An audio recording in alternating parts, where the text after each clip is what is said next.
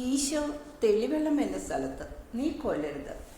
ഡോറാസിന്റെ മരണം 1945 മാർച്ച് 10. നീ കൊല്ലരുത് എന്ന് പറയപ്പെട്ടിരിക്കുന്നു. 2 ഗണം കൽപ്പനകളുണ്ടല്ലോ. അതിൽ ഏത് ഗണത്തിലാണ് ഈ കൽപ്പന ഉൾപ്പെടുന്നത്? രണ്ടാമത്തേതിലാണെന്നാണോ നിങ്ങൾ പറയുന്നത്? നിങ്ങൾക്ക് തീർച്ചയുണ്ടോ? ഞാൻ വേറൊരു ചോദ്യം ചോദിക്കാം. ഈ പാപം ദൈവത്തിനെതിരായിട്ടുള്ളതാണോ അതോ മരണപ്പെട്ട മനുഷ്യനെതിരായിട്ടുള്ളതാണോ? നിങ്ങൾ പറയുന്നു കൊല്ലപ്പെട്ട മനുഷ്യനെതിരായിട്ടുള്ള പാപമാണെന്ന്. ഇത് നിങ്ങൾക്ക് ഉറപ്പാണോ? വേറൊരു ചോദ്യം, മനുഷ്യനെ വധിച്ചു എന്നൊരു പാപം മാത്രമാണോ ഇത്? ഒരാളെ കൊല്ലുമ്പോൾ ഒരുവൻ ഈ ഒരു പാപം മാത്രമേ ചെയ്യാനുള്ളൂ. നിങ്ങൾ പറയുന്നു ഇത് മാത്രമേ ഉള്ളൂ എന്ന്. ഒരുത്തർക്കും അതേക്കുറിച്ച് സംശയമില്ലേ? നിങ്ങളുടെ ഉത്തരം കുറച്ചുകൂടി ശബ്ദത്തിൽ പറയൂ. എല്ലാവർക്കും വേണ്ടി ഒരാൾ ഉത്തരം പറയട്ടെ. ഞാൻ കാത്തിരുന്നു കൊള്ളാം. ഈ സമയം ഒരു ചെറുബാലിക ഈശോയെ നോക്കി അത്ഭുതപ്പെട്ടുകൊണ്ട് അടുത്തു വന്നു നിൽക്കുന്നു. അവളെ അടക്കിയിരുത്താൻ അമ്മ കൊടുത്ത ആപ്പിൾ കടിക്കുന്ന കാര്യം അവൾ വിസ്മരിച്ച് ഈശോയെ തന്നെ നോക്കിക്കൊണ്ട് നിൽക്കുന്നു. ഈശോ കുനിഞ്ഞ് അവളെ തലോടുന്നു. നല്ല മാഹാത്മ്യമുള്ള ഒരു വൃദ്ധൻ എഴുന്നേറ്റ് പറയുന്നു, ഗുരുവെ ശ്രദ്ധിക്കണമേ. ഞാൻ സിനഗോഗിലെ ഒരു പഴയ നേതാവാണ്. എല്ലാവർക്കും വേണ്ടി സംസാരിക്കാൻ ഇവർ എന്നോട് ആവശ്യപ്പെട്ടിരിക്കുകയാണ്. അതിനാൽ ഞാൻ സംസാരിക്കുന്നു. ഞാൻ വിചാരിക്കുന്നു, അല്ല, ഞങ്ങൾ എല്ലാവരും വിചാരിക്കുന്നു, ഞങ്ങളെ പഠിപ്പിച്ചിട്ടുള്ളതനുസരിച്ച് നീതിയായിട്ടുള്ള ഉത്തരമാണ് ഞങ്ങൾ പറഞ്ഞതെന്ന്. മനുഷ്യവധത്തെയും അടികളെയും കുറിച്ചുള്ള നിയമത്തെ അടിസ്ഥാനമാക്കിയാണ് ഞാൻ പറയുന്നത്. എന്നാൽ ഞങ്ങൾ എന്തിനാണ് ഇവിടെ വന്നതെന്ന് നിനക്കറിയാം. നീ ജ്ഞാനവും സത്യവും തന്നെയാകുന്നതിനാൽ നിന്നാൽ പഠിപ്പിക്കപ്പെടുന്നതിനാണ് ഞങ്ങൾ വന്നിരിക്കുന്നത്. അതുകൊണ്ട് ഞാൻ പറയുന്നത് തെറ്റാണെങ്കിൽ എൻ്റെ അന്ധകാരത്തെ പ്രകാശിപ്പിക്കണമേ. നിന്റെ വൃദ്ധനായ ദാസൻ അവൻ്റെ രാജാവിൻ്റെ സന്നിധിയിലേക്ക് പ്രകാശം ധരിച്ച് പോകാനിടയാകട്ടെ. അതുപോലെ എൻ്റെ അജഗണത്തിൽപ്പെട്ടവരായ ഇവർ അവരുടെ ഇടയനോടുകൂടെ ജീവന്റെ ഉറവയിൽ നിന്ന് കുടിക്കാൻ വന്നിരിക്കുന്നവരാണ്. ഇവരെയും പ്രകാശിപ്പിക്കണമേ. ഇരിക്കുന്നതിന് മുമ്പ് അയാൾ വളരെ ആദരവോടെ തലകുനിച്ച് വണക്കം കാണിക്കുന്നു. പിതാവേ, നിങ്ങൾ ആരാണ്? നിന്റെ ദാസൻ എമ്മാവൂസിലെ ക്ലെയോഫാസ്. എൻ്റെ ദാസനല്ല, എന്നെ അയച്ചവൻ്റെ ദാസൻ. കാരണം സ്വർഗത്തിലും ഭൂമിയിലും ഹൃദയങ്ങളിലും ഏറ്റവും മുൻഗണനയും സ്നേഹവും നൽകേണ്ടത് പിതാവിനാണ്. ഈ ബഹുമാനം ഒന്നാമതായി നൽകുന്നത് അവൻ്റെ വചനമാണ്. പുരോഹിതൻ കാഴ്ചയപ്പം സമർപ്പിക്കുന്നത് പോലെ അവൻ കുറ്റമില്ലാത്ത മേശയിൽ ആളുകളുടെ ഹൃദയങ്ങൾ സ്വീകരിച്ച് സമർപ്പിക്കുന്നു. എന്നാൽ ക്ലെയോഫാസേ, നീ ആഗ്രഹിക്കുന്നത് പോലെ പ്രകാശിപ്പിക്കപ്പെട്ടവനായി ദൈവത്തിൻ്റെ പക്കലേക്ക് പോകുവാനായി ശ്രദ്ധിച്ചു കേൾക്കൂ. ഒരു കുറ്റത്തെക്കുറിച്ച് നമ്മൾ വിധി പറയുമ്പോൾ താഴെ പറയുന്ന എല്ലാ കാര്യങ്ങളും പരിഗണിക്കണം.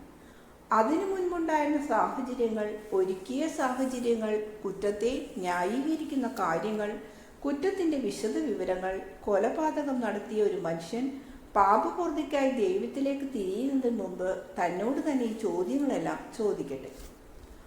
ആരെയാണ് ഞാൻ നിഗ്രഹിച്ചത്? എന്തിനാണ് ഞാൻ കൊന്നത്? എവിടെ വെച്ച് കൊന്നു?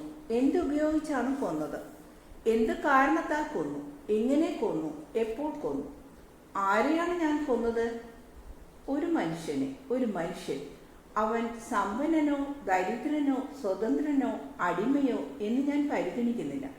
എന്നെ സംബന്ധിച്ച് പറഞ്ഞാൽ അടിമകളുമില്ല, ശക്തന്മാരുമില്ല, ആളുകൾ മാത്രമേ ഉള്ളൂ. ഒരു ദൈവത്താൽ സൃഷ്ടിക്കപ്പെട്ട മനുഷ്യൻ, തന്നിമിത്തം തുല്യർ. യഥാർത്ഥത്തിൽ ദൈവസന്നിധിയിൽ ഭൂമിയിലെ ഏറ്റവും ശക്തനായ രാജാവും പൊടി മാത്രമാണ്.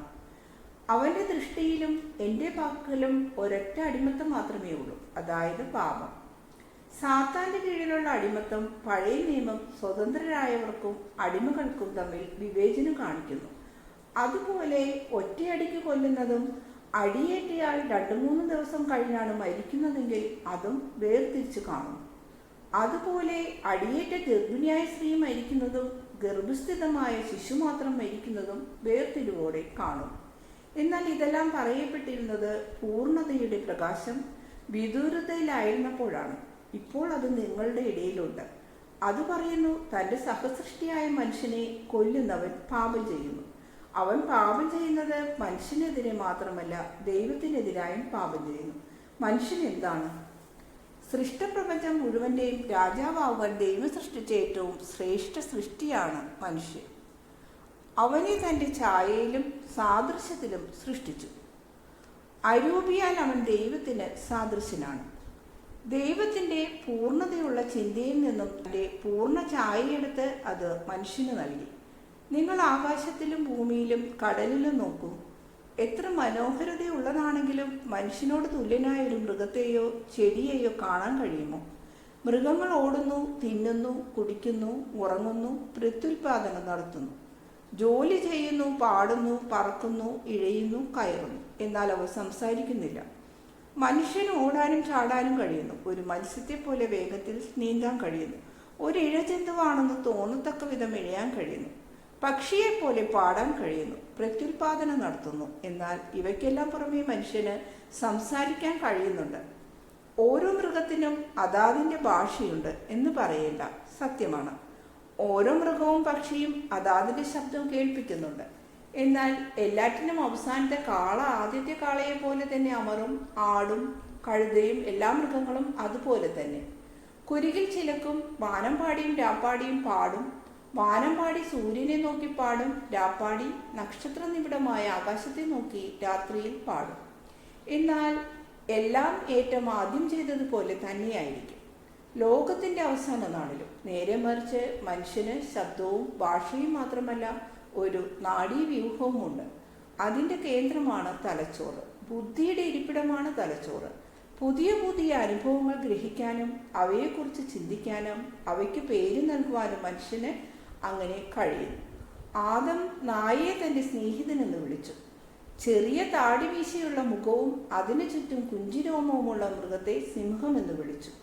ശാന്തമായി കരഞ്ഞുകൊണ്ട് അഭിവാദ്യം ചെയ്ത മൃഗത്തെ ആടെന്ന് വിളിച്ചു. തൂവലുകൾ കൊണ്ടുള്ള പുഷ്പത്തെ ഒരു ശലഭത്തെ പോലെ പറക്കുകയും മധുരമായി പാടുകയും ചെയ്യുന്ന ജീവിക്ക് പക്ഷി എന്ന് പേരിട്ടു. പിൽക്കാലങ്ങളിൽ ആദത്തിന്റെ സന്തതികൾ പുതിയ പേരുകൾ സൃഷ്ടിച്ചു. സൃഷ്ടികളിൽ ദൈവത്തിന്റെ കരവേലകൾ ദർശിച്ച് അവയുമായി പരിചയപ്പെട്ടപ്പോൾ തങ്ങളിലുള്ള ദൈവിക പ്രകാശത്തിന്റെ കണിക ഉപയോഗിച്ച് ഉചിതമായ പേരുകൾ നൽകി. ആദത്തിന്റെ സന്തതികൾ മക്കളെ ജനിപ്പിക്കുക മാത്രമല്ല ചെയ്തത്, തങ്ങളുടെ മക്കൾക്ക് ഉപകാരമുള്ളവയും ഉപദ്രവം ചെയ്യുന്നതുമായ വസ്തുക്കൾ ഉണ്ടാക്കുകയും ചെയ്തു. ദൈവത്തോട് ചേർത്തുണ്ടാക്കിയവ നല്ലവയും ഉപകാരമുള്ളതും ദൈവത്തിനെതിരായി ഉണ്ടാക്കിയവ ഉപദ്രവമുള്ളതുമായിരുന്നു. നല്ല വസ്തുക്കൾ ഉണ്ടാക്കുകയും നല്ല കാര്യങ്ങൾ ചെയ്യുകയും ചെയ്യുന്നവർ ദൈവത്തോടു കൂടെയാണ്. മറ്റുള്ളവർക്ക് ഉപദ്രവം വരുത്തുന്ന സാധനങ്ങൾ ഉണ്ടാക്കുന്നവർ ദൈവത്തിനോട് എതിരുള്ളവരാണ്. മനുഷ്യന്റെ ദുഷ്ടത നിമിത്തം പീഡിപ്പിക്കപ്പെടുന്ന തൻ്റെ മക്കൾക്ക് വേണ്ടി ദൈവം പ്രതികാരം ചെയ്യും. ഇങ്ങനെ ദൈവത്തിന്റെ സ്നേഹഭാജനമായ സൃഷ്ടിയാണ് മനുഷ്യൻ. മനുഷ്യൻ ഇപ്പോൾ പാപം ചെയ്തു കുറ്റവാളിയായി തീർന്നിട്ടുണ്ടെങ്കിലും ഇപ്പോഴും ഏറ്റവും പ്രിയപ്പെട്ട സൃഷ്ടി മനുഷ്യൻ തന്നെ. അതിൻ്റെ സാക്ഷ്യമാണ് മനുഷ്യരെ രക്ഷിക്കാൻ ഒരു ദൈവദൂതനെയല്ല, ഒരു കെറൂബിനെയോ സെറാഫിനെയോ അല്ല, പിന്നെയോ തൻ്റെ സ്വന്തം വചനത്തെ മനുഷ്യ ശരീരം ധരിപ്പിച്ച് ഭൂമിയിലേക്ക് അയച്ചു എന്നുള്ളത്. ദൈവം പരമപരിശുദ്ധി തന്നെയായ അരൂപിയായതിനാൽ മനുഷ്യന്റെ പാപത്തിന് പരിഹാരം ചെയ്യുന്നതിന് പീഡകൾ സഹിക്കുക സാധ്യമായിരുന്നില്ല. പാപപരിഹാരത്തിന് പീഡകൾക്ക് തന്നെ വിധേയനാക്കുവാൻ മനുഷ്യ ശരീരം അയോഗ്യമാണെന്നവൻ കരുതിയില്ല. പിതാവ് എന്നോട് പറഞ്ഞു, നീ മനുഷ്യനായി തീരണം. ആ മനുഷ്യൻ ഞാൻ ഉണ്ടാക്കുന്ന എല്ലാറ്റിനെയും പോലെ അവനും പരിപൂർണനായിരുന്നു. സമാധാനപൂർണമായ ഒരു ജീവിതമാണ് അവനായി നിശ്ചയിക്കപ്പെട്ടിരിക്കുന്നത്.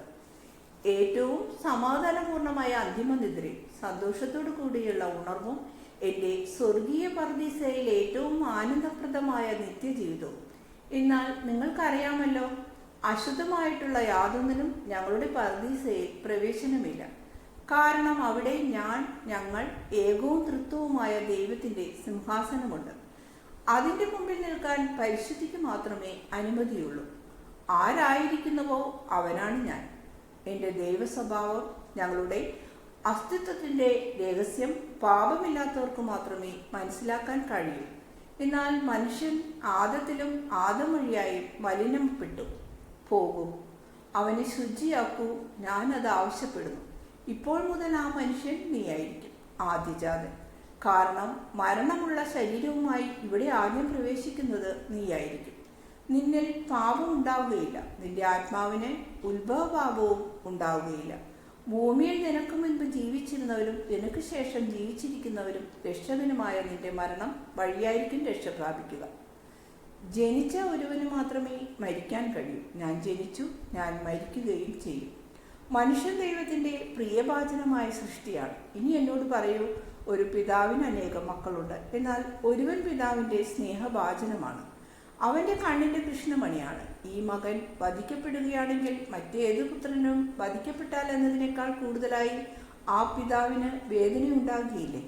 അങ്ങനെ സംഭവിക്കാൻ പാടില്ല. കാരണം ഒരു പിതാവ് എല്ലാ മക്കളോടും നീതിയായി വർത്തിക്കണം. എങ്കിലും മനുഷ്യൻ പൂർണ്ണനല്ലാത്തത് കൊണ്ട് ഇത് സംഭവിക്കുന്നു.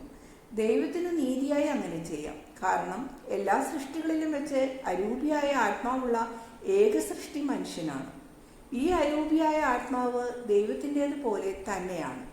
ഈ അരൂപിയായ ആത്മാവ് മനുഷ്യൻ്റെ അനിഷേധ്യമായ ദൈവിക പിതൃത്വത്തെ കാണിക്കുന്നു. ഒരാളുടെ പുത്രനെ ഒരുവൻ കൊല്ലുമ്പോൾ പുത്രനെതിരായി മാത്രമാണോ അയാൾ പ്രവർത്തിക്കുന്നത്? അല്ല, പിതാവിനെതിരായും ആണ് പ്രവർത്തിക്കുക. പുത്രനെ അവൻ്റെ ശരീരത്തിൽ വേദനിപ്പിക്കുന്നു, അവൻ്റെ പിതാവിനെ ഹൃദയത്തിൽ വേദനിപ്പിക്കുന്നു. രണ്ടുപേരെയും മുറിവേൽപ്പിക്കുന്നുണ്ട്. ഒരു മനുഷ്യനെ കൊല്ലുന്നത് വഴി ആ മനുഷ്യനെ മാത്രമാണോ ധിക്കരിക്കുന്നത്? അല്ല, ദൈവത്തെയും ധിക്കരിക്കുന്നു.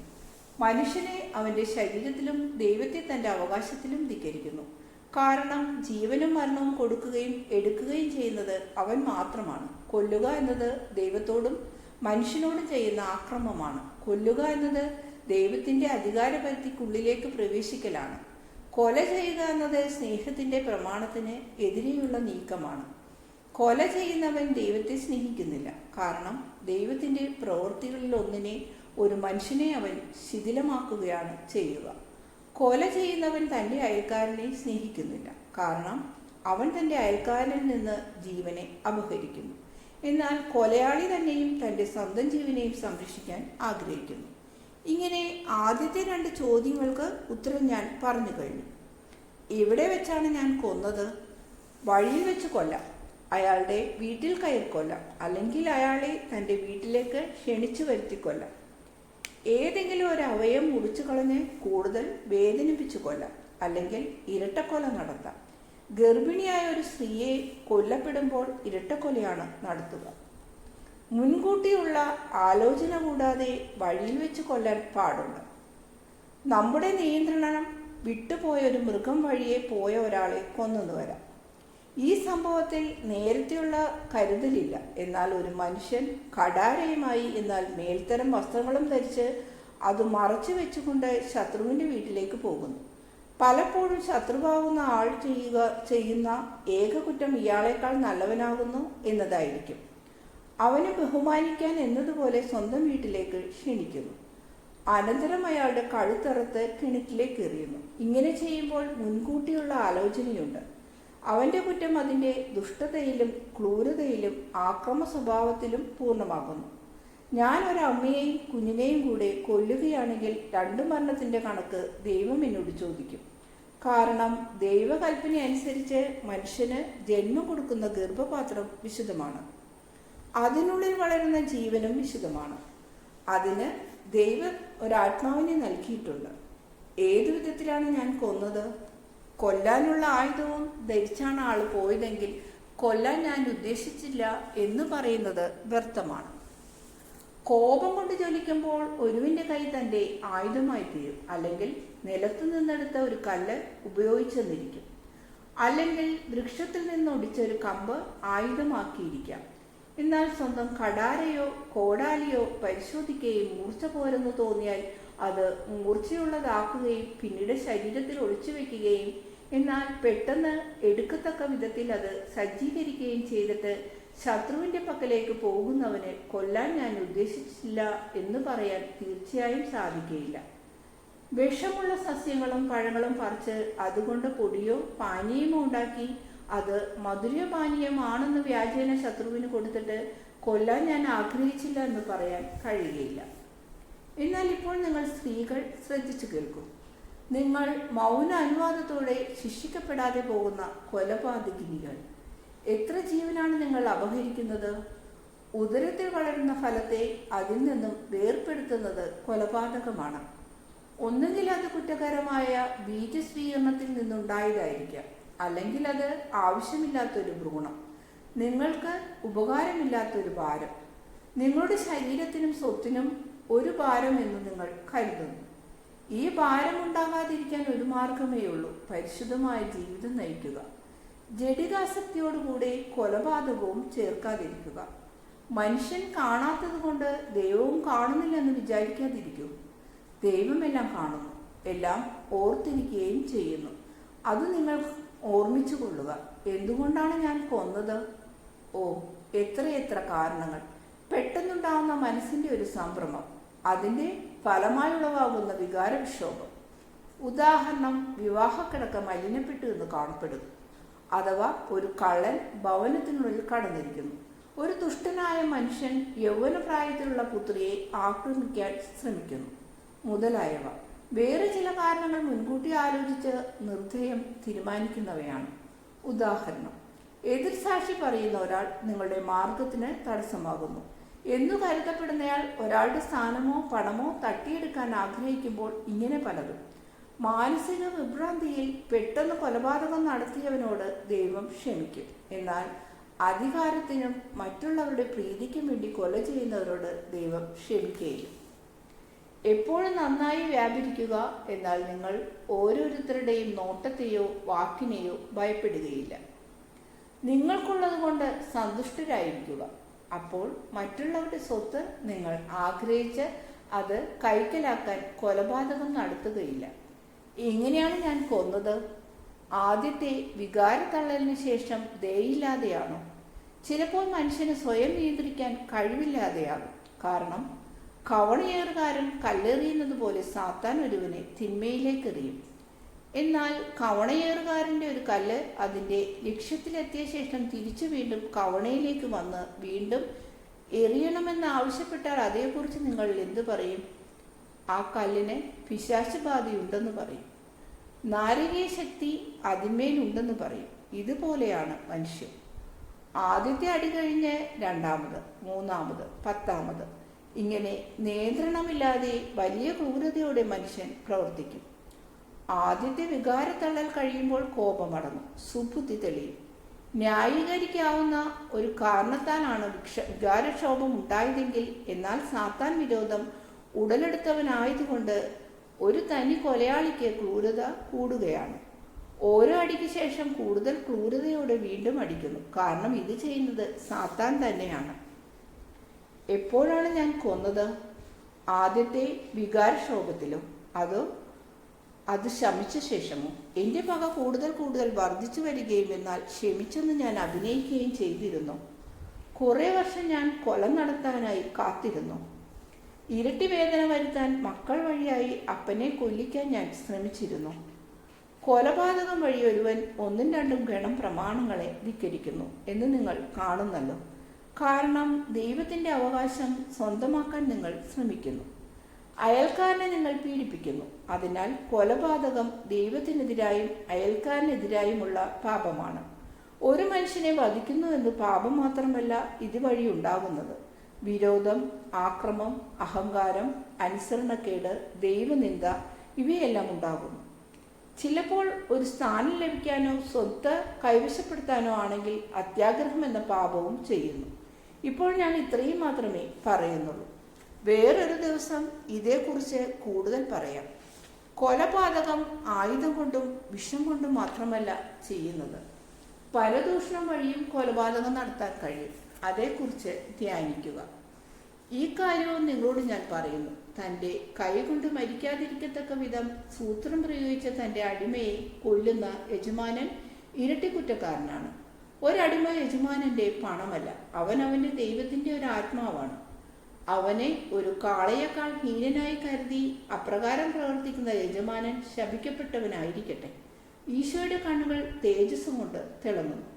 ശബ്ദം ഇടിനാദം പോലെയാണ്. എല്ലാവരും വിസ്മയത്തോടെ ഈശോയെ നോക്കുന്നു. കാരണം നേരത്തെ ഈശോ സംസാരിച്ചിരുന്നത് വളരെ ശാന്തമായിട്ടാണ്. അവൻ ശപിക്കപ്പെട്ടവനാകട്ടെ, നീതിക്കായി കാഠിന്യം കാണിക്കുക ഒരിക്കൽ ഇസ്രയേലിലെ നിയമമായിരുന്നു. ദൈവത്തിന്റെ നിയമത്തിന്റെ മറപിടിച്ചുകൊണ്ട് തൻകാര്യം കാണുന്ന അഥവാ ആ പ്രമാണത്തിൽ നിന്ന് ഒഴിഞ്ഞു മാറുന്ന കപടഭക്തരായ വിശുദ്ധി അഭിനയിക്കുന്ന ആളുകൾ, അതിനുള്ള യുക്തികൾ ചുഴിഞ്ഞാലോചിച്ച് കണ്ടുപിടിക്കുന്നവർ അന്ന് ഇല്ലായിരുന്നു. എന്നാൽ ഇപ്പോൾ അത്തരം അണലികളെ കൊണ്ട് ഇസ്രയേൽ നിറഞ്ഞു കവിഞ്ഞൊഴുകുന്നു. തങ്ങൾക്ക് സൗകര്യമാണെങ്കിൽ എല്ലാം നിയമാനുസൃതമാണ്. നികൃഷ്ടരായ ഒരു പ്രബലന്മാരെ ദൈവം വെറുപ്പോടും അറപ്പോടും കൂടി നോക്കുന്നു. ഇനി ഇസ്രയേലിലെ നിയമം അപ്രകാരമായിരിക്കുകയില്ല. പഴയ നിയമത്തെ ഇപ്പോൾ തുടങ്ങി പുതിയ നിയമം ഇല്ലാതാക്കുന്നു. അടിമകൾ വയലുകളിലും മില്ലുകളിലെ കല്ലിൻ ചുവട്ടിലും വീഴുന്നു. അസ്ഥികൾ പൊട്ടുന്നതുവരെയും ഞരമ്പുകൾ കാണത്തക്ക വിധവും അടിയേറ്റാണ് അവർ വീഴുന്നത്. ഇല്ലാത്ത കുറ്റങ്ങൾ അവരുടെ മേൽ ആരോപിക്കപ്പെടുന്നു. അങ്ങനെ അവരെ പ്രഹരിക്കാനും പൈശാചികമായ അവരുടെ ക്രൂരവിനോദം നടത്താനുമാണ് അങ്ങനെ ആരോപണങ്ങൾ നടത്തുന്നത്. അവരെ അടിക്കാനായി ദൈവത്തിന്റെ അത്ഭുതങ്ങൾ പോലും കുറ്റാരോപണത്തിന് കാരണമായി കണ്ടുപിടിക്കുന്നു. ദൈവത്തിന്റെ ശക്തിയോ അടിമയുടെ വിശുദ്ധിയോ ദുഷ്ടരായ അവരെ മനസ്സ് തിരിക്കുന്നില്ല. അവരെ മാനസാന്തരപ്പെടുത്താൻ കഴിയുകയില്ല. തിന്മ കൊണ്ട് നിറഞ്ഞിരിക്കുന്ന ഒരാത്മാവിൽ നന്മ പ്രവേശിക്കുകയില്ല. എന്നാൽ ദൈവം അതുകൊണ്ട് പറയുന്നു, ഇത് മതി. ആബേൽമാരെ കൊല്ലുന്ന കായൻ ധാരാളമുണ്ട്. നിങ്ങൾ എന്തു വിചാരിക്കുന്നു? ദുർഗന്ധം വമിക്കുന്ന ശവകുടീരങ്ങളെ നിങ്ങളുടെ പുറം വെള്ളപൂശിയിരിക്കുന്നു. പ്രമാണത്തിന്റെ വാക്കുകൾ കൊണ്ട് പൊതിയപ്പെട്ടിരിക്കുന്നു. എന്നാൽ അകത്ത് സാത്താൻ രാജാവായി വാഴുന്നു. ഏറ്റവും കാപട്യം നിറഞ്ഞ ദുഷ്ടാരൂഢി വിരാജിക്കുന്നു. ഇങ്ങനെയുള്ള നിങ്ങൾ എന്തു വിചാരിക്കുന്നു? ആബേൽ മാത്രമേ ദൈവത്തിന്റെ പുത്രനായിട്ടുള്ളൂ? മനുഷ്യരുടെ അടിമകളല്ലാത്തവരെ മാത്രമേ ദൈവം കാരുണ്യത്തോടെ വീക്ഷിക്കുകയുള്ളൂ. ഒരടിമയ്ക്ക് സമർപ്പിക്കാൻ കഴിയുന്ന കാഴ്ച അവന്റെ കണ്ണീരിൽ മുങ്ങിയ പരമാർത്ഥത മാത്രമാണ്. ഈ കാഴ്ച ദൈവം നിരസിക്കുമെന്ന് നിങ്ങൾ കരുതുന്നു? ഇല്ല. ഞാൻ ഗൗരവമായി പറയുന്നു, നീതിമാനായ ഏതൊരു മനുഷ്യനും ഒരാബേലാണ്. അയാൾ ചങ്ങല കൊണ്ട് ബന്ധിക്കപ്പെട്ടവനായിരിക്കാം. വയലിലെ ഒഴിവുചാലിൽ കിടന്ന് അയാൾ മരിക്കുകയായിരിക്കാം. നിങ്ങളുടെ ചമ്മട്ടിയിടിയേറ്റ് രക്തം വാർക്കുന്നവനായിരിക്കാം. നീതികെട്ടവരായ എല്ലാവരും കായന്മാരാണ്. അവർ അഹങ്കാര നിമിത്തം, ശരിയായ ഭക്തി നിമിത്തമല്ല, അവരുടെ പാപം കൊണ്ട് രക്തം കൊണ്ടും മലിനപ്പെട്ട വസ്തുക്കൾ ദൈവത്തിന് കാഴ്ച സമർപ്പിക്കുന്നു. അത്ഭുതങ്ങളെ പങ്കിലമാക്കുന്നവർ, മനുഷ്യരെ പവിത്രത കൂടാതെ കരുതുന്നവർ, കൊലയാളികൾ, ധർമ്മനിഷ്ഠയില്ലാത്ത ആളുകൾ പുറത്തു പോകും. എൻ്റെ ദൃഷ്ടിയിൽ നിന്നും ദൂരെ പോകും. മതി, ഞാൻ പറയുന്നു, മതി. എനിക്കത് പറയാൻ കഴിയും, കാരണം ഞാൻ ദൈവവചനമാണ്. ദൈവത്തിൻ്റെ ചിന്തകൾ ഞാൻ പകരുന്നു, ദൂരെ പോകും. പരുക്കൻ പ്രസംഗപീഠത്തിൽ നിൽക്കുന്ന ഈശോ ഭയം ഉളവാക്കുന്ന ഗാംഭീര്യത്തോടെയാണ് സംസാരിക്കുന്നത്. വലത്തെ കൈ വാതിലിന്റെ ഭാഗത്തേക്ക് നീട്ടിപ്പിടിച്ചിരിക്കുന്നത്. കണ്ണുകൾ രണ്ടും നീല ജ്വാലകൾ പോലെ പ്രകാശിക്കുന്നു. അവിടെയുള്ള പാപികളെ ഇടിമിന്നൽ കൊണ്ട് ശിക്ഷിക്കുകയാണെന്ന് തോന്നിക്കുന്നു. ഈശോയുടെ കാൽക്കൽ നിന്നിരുന്ന ബാലിക കരഞ്ഞുകൊണ്ട് അവളുടെ അമ്മയുടെ പക്കലേക്ക് ഓടുകയാണ്. ശിഷ്യന്മാർ വിസ്മയത്തോടെ പരസ്പരം നോക്കുകയും ഈ അധിക്ഷേപ വാക്കുകൾ ആരോടാണ് പറയുന്നതെന്നറിയാൻ ശ്രമിക്കുകയും ചെയ്യുന്നു. ജനക്കൂട്ടവും കാര്യമറിയാൻ ചുറ്റും നോക്കുന്നു. അവസാനം രഹസ്യം വെളിവായി. വാതിലിന് വെളിയിൽ മുറിയുടെ അങ്ങേയറ്റത്ത് 4 പൊക്കമുള്ള ഗ്രാമീണ മനുഷ്യരുടെ പിമ്പിൽ പകുതി മറിഞ്ഞ് ഡോറാസ് പ്രത്യക്ഷപ്പെടുന്നു. അയാൾ മെലിഞ്ഞു വിളറി കൂടുതൽ ജലബാധിച്ചവനായിരിക്കുന്നു. മൂക്കും മുടിയും വലിപ്പം കൂടുതലുള്ളതുപോലെയുണ്ട്. ഒരു ഭൃത്യന്റെ സഹായത്താലാണ് നടക്കുന്നത്. കാരണം പകുതി തളർന്നു പോയതുപോലെ തോന്നിക്കുന്നു. മുറ്റത്തിന്റെ നടുവിൽ ഒരുത്തരും അയാളെ കണ്ടതേയില്ല. കോഴി കൊക്കുന്നത് പോലൊരു ശബ്ദത്തിൽ അയാൾ സംസാരിക്കാൻ ധൈര്യപ്പെടുന്നു. നീ സംസാരിക്കുന്നത് എന്നോടാണോ? ഇത് എനിക്കായിട്ടാണോ? അതെ, നിനക്കായിട്ട്. എൻ്റെ വീട്ടിൽ നിന്നും പുറത്തിറങ്ങും. ഞാൻ പോവുകയാണ്. എന്നാൽ ഉടനെ തന്നെ നിന്നോട് ഞാൻ കണക്ക് ചോദിച്ചു കൊള്ളാം. ഒട്ടും വിഷമിക്കേണ്ട. ഉടനെയോ? ഇപ്പോൾ തന്നെ. സീനായിലെ ദൈവം ഞാൻ പറഞ്ഞതുപോലെ നിനക്കായി കാത്തിരിക്കുന്നു. നിനക്ക് വേണ്ടിയും. വിനാശകാരനായവൻ, എൻ്റെ രോഗത്തിനും എൻ്റെ പറമ്പിലെ ഉപദ്രവകാരികളായ മൃഗങ്ങൾക്കും കാരണക്കാരൻ നീയാണ്. നിന്നെ വീണ്ടും ഞാൻ കണ്ടുകൊള്ളാം. അതെനിക്ക് സന്തോഷമായിരിക്കും. ശരി, നിനക്ക് എന്നെ കാണണമെന്ന് ആഗ്രഹമുണ്ടാകുകയില്ല, കാരണം ഞാൻ നിന്റെ വിധിയാളനായിരിക്കും. ആ ശബി. അയാൾ തപ്പിത്തടയുന്നു, ഞരങ്ങുന്നു, വീഴുന്നു. അവൻ മരിച്ചു. ഭൃത്യൻ വിളിച്ചു പറയുന്നു, യജമാനൻ മരിച്ചു കഴിഞ്ഞു, നീ അനുഗ്രഹീതനാകട്ടെ. മിശിഹായെ, ഞങ്ങൾക്ക് വേണ്ടി പ്രതികാരം ചെയ്ത നീ അനുഗ്രഹിക്കപ്പെട്ടവനാകട്ടെ. ഞാനല്ല, എന്നാൽ ദൈവം നിത്യനായ കർത്താവ് അനുഗ്രഹിക്കപ്പെട്ട ഒരുത്തരും അശുദ്ധരാക്കപ്പെടാതിരിക്കട്ടെ. ഭൃത്യന്മാർ മാത്രം യജമാനന്റെ കാര്യം അന്വേഷിച്ചാൽ മതി. അവന്റെ ശരീരത്തോട് കരുണ കാണിക്കണം. അവന്റെ ഭൃത്യരായ നിങ്ങളെല്ലാവരും നല്ലവരായിരിക്കണം. അയാൾ ശിക്ഷിക്കപ്പെട്ടതിൽ വിദ്വേഷ നിമിത്തം നിങ്ങൾ ആഹ്ലാദിക്കരുത്. നിങ്ങൾ ശിക്ഷിക്കപ്പെടാതിരിക്കുവാൻ സൂക്ഷിച്ചുകൊള്ളുക. ദൈവവും നീതിമാനായ ജോനായും എന്നും നിങ്ങളുടെ സ്നേഹിതരായിരിക്കട്ടെ. അവരോടുകൂടെ ഞാനും. ദൈവം നിങ്ങളോടുകൂടെ. എന്നാൽ നിന്റെ പ്രാർത്ഥന കൊണ്ടാണോ അയാൾ മരിച്ചത്? പത്രോസ് ചോദിക്കുന്നു. അല്ല, എന്നാൽ പിതാവ് എന്നിലേക്ക് വന്നു. നിങ്ങൾക്ക് മനസ്സിലാക്കാൻ കഴിയാത്തൊരു രഹസ്യമാണത്. ദൈവത്തെ പ്രഹരിക്കുന്നത് ശരിയല്ലെന്ന് മാത്രം നീ അറിഞ്ഞിരുന്നാൽ മതി. അവൻ തന്നെ കൊണ്ട് തന്നെ തൻ്റെ പ്രതികാരം ചെയ്യുന്നു. അങ്ങനെയല്ലെങ്കിൽ നിന്നെ ദ്വേഷിക്കുന്ന എല്ലാവരെയും മരിപ്പിക്കണമെന്ന് നിനക്ക് പിതാവിനോട് പറഞ്ഞുകൂടെ? അടങ്ങും. നിന്റെ മനസ്ഥിതി എന്താണെന്ന് നീ മനസ്സിലാക്കുന്നില്ല. ഞാൻ പ്രതികാരമല്ല, കരുണയാണ്. സിനഗോഗിലെ അധിപനായ വൃദ്ധൻ ഈശോയുടെ അടുത്ത് വന്ന് പറയുന്നു, ഗുരുവേ, അങ്ങ് എൻ്റെ എല്ലാ ചോദ്യങ്ങൾക്കും ഉത്തരം നൽകി. പ്രകാശം എന്നിലേക്ക് വന്നിട്ടുണ്ട്. നീ അനുഗ്രഹീതനാകട്ടെ. എൻ്റെ സിനഗോഗിലേക്ക് വരണമേ. വൃദ്ധനായ ഒരു മനുഷ്യന് നിന്റെ വചനം നിരസിക്കരുതേ. ഞാൻ വരാം. സമാധാനത്തിൽ പോകുക, കർത്താവ് നിന്നോടുകൂടെ. ജനം സാവധാനത്തിൽ പിരിഞ്ഞു പോകുന്നു. ദർശനം അവസാനിക്കുന്നു.